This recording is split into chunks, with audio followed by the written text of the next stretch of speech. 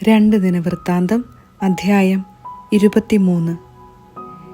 7-ാം വർഷം യഹോയാദാ പുരോഹിതൻ ശതാധിപന്മാരായ ജെറോഹാമിൻ്റെ മകൻ അസറിയ, യഹോഹനാൻ്റെ മകൻ ഇസ്മായേൽ, ഓബദിൻ്റെ മകൻ അസറിയ, അദായായുടെ മകൻ മാസേയ, സിക്രിയുടെ മകൻ എലീഷാഫാത്ത് എന്നിവരുമായി ധൈര്യപൂർവം ഉടമ്പടി ചെയ്തു. അവർ യൂദായിലെങ്ങും സഞ്ചരിച്ച് നഗരങ്ങളിൽ നിന്ന് ലേവ്യരെയും ഇസ്രായേൽ കുടുംബത്തലവന്മാരെയും ജെറുസലേമിൽ വിളിച്ചുകൂട്ടി. സമൂഹം മുഴുവൻ ദേവാലയത്തിൽ വെച്ച് രാജാവുമായി ഒരു ഉടമ്പടി ചെയ്തു. യഹോയാദാ അവരോട് പറഞ്ഞു, ഇതാ രാജപുത്രൻ, ദാവീദിൻ്റെ സന്തതിയെക്കുറിച്ച് കർത്താവ് അരുളി ചെയ്തിരിക്കുന്നത് പോലെ ഇവൻ രാജാവായി വാഴട്ടെ. നിങ്ങൾ ചെയ്യേണ്ടതിതാണ്: സാപത്തിൽ തവണ മാറി വരുന്ന പുരോഹിതന്മാരിലും ലേവ്യരിലും 1/3 ഭാഗം ദേവാലയ വാതിൽക്കൽ കാവൽ നിൽക്കണം. 1 ഭാഗം രാജകൊട്ടാരം കാക്കണം. 3-ാമത്തെ ഭാഗം അടിസ്ഥാന കവാടത്തിൽ നിലയുറപ്പിക്കണം. ജനം ദേവാലയാങ്കണത്തിൽ നിൽക്കട്ടെ. പുരോഹിതന്മാരും ശുശ്രൂഷ നടത്തുന്ന ലേവ്യരും ഒഴികെ ആരും കർത്താവിൻ്റെ ആലയത്തിൽ പ്രവേശിക്കരുത്. അവർ ശുദ്ധിയുള്ളവരായതിനാൽ അവർക്ക് പ്രവേശിക്കാം. എന്നാൽ ജനം കർത്താവിൻ്റെ നിബന്ധനകളനുസരിച്ച് പുറത്തു തന്നെ നിൽക്കണം. ലേവ്യർ ആയുധമേന്തി രാജാവിന് ചുറ്റും നിലകൊള്ളണം. അകത്ത് ആരെങ്കിലും കടന്നാൽ അവനെ കൊല്ലണം. അവർ സദാ രാജാവിനോടൊപ്പമുണ്ടായിരിക്കണം. ലേവ്യരും യൂദാ നിവാസികളും യഹോയാദായുടെ നിർദ്ദേശമനുസരിച്ച് പ്രവർത്തിച്ചു. സാപത്തിൽ ശുശ്രൂഷയുടെ തവണ കഴിഞ്ഞവരും തവണ തുടങ്ങുന്നവരുമായ എല്ലാവരെയും അവർ കൊണ്ടുവന്നു. കാരണം യഹോയാദാ പുരോഹിതൻ ആരെയും വിട്ടയച്ചില്ല. ദേവാലയത്തിൽ സൂക്ഷിച്ചിരുന്ന ദാവീദ് രാജാവിൻ്റെ കുന്തങ്ങളും ചെറുതും വലുതുമായ പരിചകളും എടുത്ത് യഹോയാദാ നായകന്മാരെ ഏൽപ്പിച്ചു. തെക്കേ അറ്റം മുതൽ വടക്കേ അറ്റം വരെ ബലിപീഠത്തിനും ആലയത്തിനു ചുറ്റും ജനങ്ങളെ ആയുധസജ്ജരാക്കി കാവൽ നിർത്തി. അനന്തരം അവൻ രാജകുമാരനെ പുറത്തു കൊണ്ടുവന്ന് കിരീടം ധരിപ്പിച്ചു. അധികാരപത്രവും നൽകി. അവർ അവനെ രാജാവായി പ്രഖ്യാപിച്ചു. യഹോയാദായും പുത്രന്മാരും ചേർന്ന് അവനെ അഭിഷേകം ചെയ്തു. രാജാവ് നീണാൾ വാഴട്ടെ എന്ന് അവർ ആർത്തു വിളിച്ചു. ജനം ഓടിക്കൂടി രാജാവിനെ സ്തുതിക്കുന്നതിൻ്റെ ആരവം കേട്ട് അത്താലിയ കർത്താവിൻ്റെ ആലയത്തിൽ അവരുടെ അടുത്തേക്ക് ചെന്നു. ദേവാലയ കവാടത്തിൽ സ്തംഭത്തിനു സമീപം രാജാവ് നിൽക്കുന്നത് അവൾ കണ്ടു. സേനാനായകന്മാരും കാഹളമൂതുന്നവരും രാജാവിൻ്റെ അടുത്തു നിന്നിരുന്നു. ജനമെല്ലാം ആഹ്ലാദഭരിതരായി കാഹളം മുഴക്കിക്കൊണ്ടിരുന്നു. ഗായകർ സംഗീതോപകരണങ്ങളുമായി ആഘോഷത്തിന് നേതൃത്വം നൽകി. അത്താലിയ വസ്ത്രം കീറി രാജദ്രോഹം, രാജദ്രോഹം എന്ന് വിളിച്ചു പറഞ്ഞു.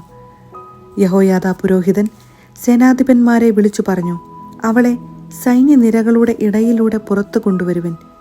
ആരെങ്കിലും അവളെ അനുഗമിച്ചാൽ അവനെ വാളിനിരയാക്കുവിൻ.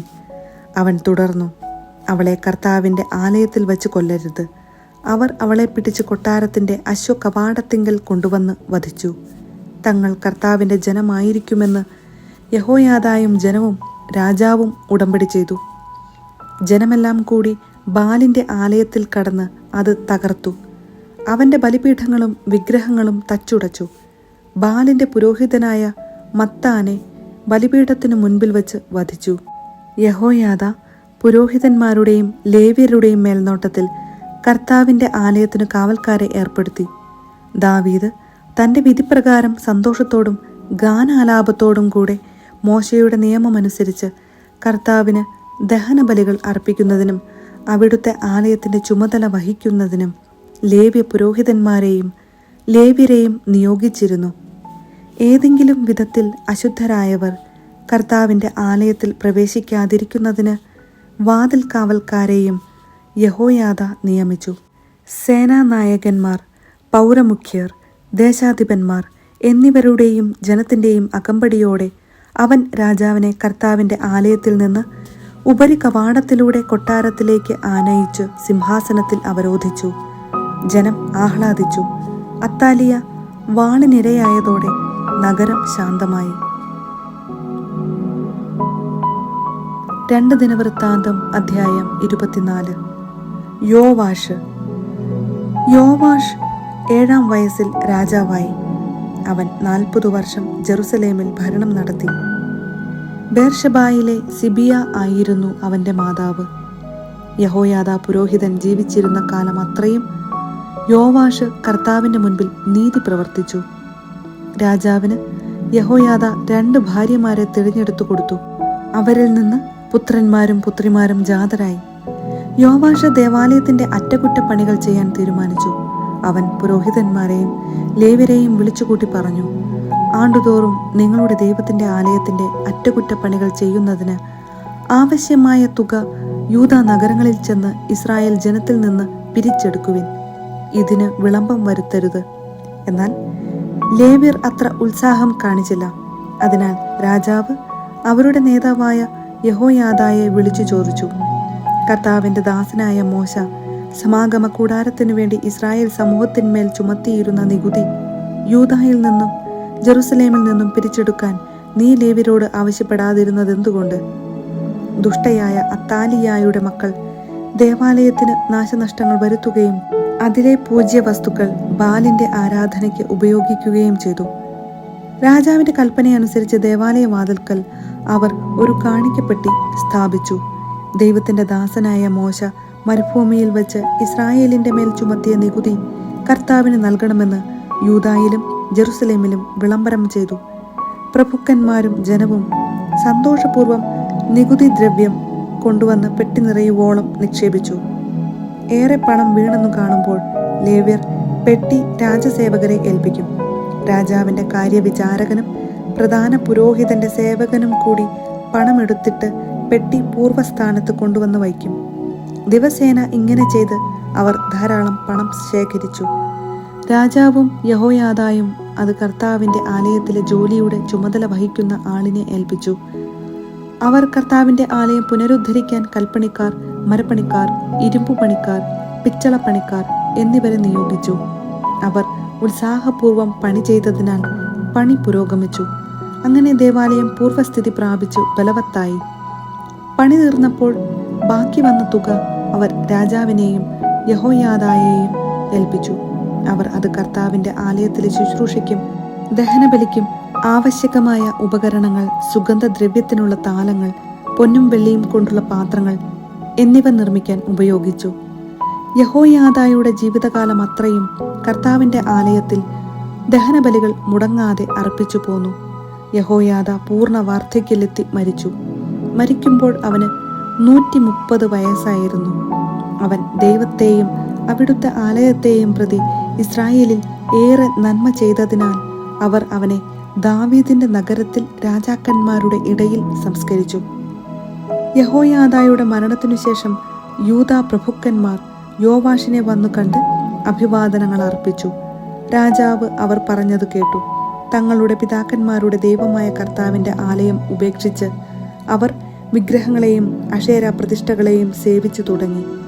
അവരുടെ ഈ അകൃത്യം നിമിത്തം യൂദായുടെയും ജെറുസലേമിന്റെയും മേൽ ദൈവകോപം ഉണ്ടായി. അവരെ തിരികെ കൊണ്ടുവരാൻ കർത്താവ് അവരുടെ ഇടയിലേക്ക് പ്രവാചകന്മാരെ അയച്ചു. പ്രവാചകന്മാർ അവരുടെ തെറ്റ് ചൂണ്ടിക്കാണിച്ചു. എന്നാൽ അവർ അത് വകവെച്ചില്ല. യഹോയാദാ പുരോഹിതന്റെ മകൻ സക്കറിയായുടെ മേൽ ദൈവത്തിന്റെ ആത്മാവ് വന്നു. അവൻ ജനത്തെ അഭിസംബോധന ചെയ്തു പറഞ്ഞു, ദൈവം അരുളി ചെയ്യുന്നു, കർത്താവിന്റെ കൽപ്പനകൾ ലംഘിച്ച് നിങ്ങൾക്കു തന്നെ അനർത്ഥം വരുത്തുന്നതെന്ത്? നിങ്ങൾ കർത്താവിനെ ഉപേക്ഷിച്ചതിനാൽ അവിടുന്ന് നിങ്ങളെയും ഉപേക്ഷിച്ചിരിക്കുന്നു. എന്നാൽ അവർ സക്കറിയായ്ക്കെതിരെ ഗൂഢാലോചന നടത്തി. രാജകൽപ്പന പ്രകാരം അവർ അവനെ ദേവാലയ അങ്കണത്തിൽ വെച്ച് കല്ലെറിഞ്ഞു കൊന്നു. യോവാഷ് രാജാവ് യഹോയാദാ തന്നോട് കാണിച്ച ദയ വിസ്മരിച്ച് അവന്റെ മകനായ സക്കറിയായെ വധിച്ചു. മരിക്കുമ്പോൾ അവൻ പറഞ്ഞു, കർത്താവ് ഇത് കണ്ട് പ്രതികാരം ചെയ്യട്ടെ. വർഷാവസാനത്തിൽ സിറിയ സൈന്യം യോവാഷിനെതിരെ വന്നു. അവർ യൂദായിലെയും ജെറുസലേമിലെയും ജനപ്രമാണികളെ വധിച്ചു. അവരുടെ വസ്തുവകകൾ കൊള്ള ചെയ്ത് ദമാസ്കസ് രാജാവിന് കൊടുത്തു. സിറിയ സൈന്യം എണ്ണത്തിൽ കുറവായിരുന്നെങ്കിലും പിതാക്കന്മാരുടെ ദൈവമായ കർത്താവിനെ പരിത്യജിച്ചതിനാൽ യൂദായുടെ വലിയ സൈന്യത്തെ അവിടുന്ന് അവരുടെ കയ്യിൽ ഏൽപ്പിച്ചു.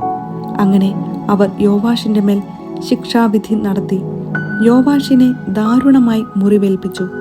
ശത്രുക്കൾ പോയി കഴിഞ്ഞപ്പോൾ സേവകന്മാർ ഗൂഢാലോചന നടത്തി അവനെ കിടക്കയിൽ വച്ച് വധിച്ചു. അങ്ങനെ അവർ യഹോയാദാ പുരോഹിതന്റെ മകന്റെ രക്തത്തിന് പ്രതികാരം ചെയ്തു. യോവാഷ് മരിച്ചു. അവർ അവനെ ദാവീദിന്റെ നഗരത്തിൽ സംസ്കരിച്ചു, എന്നാൽ രാജാക്കന്മാരുടെ കല്ലറയിലല്ല. അവനെതിരെ ഗൂഢാലോചന നടത്തിയവർ അമ്മോന്യനായ ഷിമയാത്തിന്റെ മകൻ സാബാദും മൊവാബ്യയായ ഷിമ്രിത്തിന്റെ മകൻ യഹോസാബാദും ആണ്. യോവാഷിന്റെ പുത്രന്മാരുടെ വിവരങ്ങൾ, അവനെതിരെയുണ്ടായ അനേകം അരുളപ്പാടുകൾ, ദേവാലയ പുനർനിർമ്മാണം എന്നിവ രാജാക്കന്മാരുടെ പുസ്തകത്തിന്റെ ഭാഷ്യത്തിൽ രേഖപ്പെടുത്തിയിട്ടുണ്ട്. അവന്റെ പുത്രൻ അമസിയ രാജാവായി.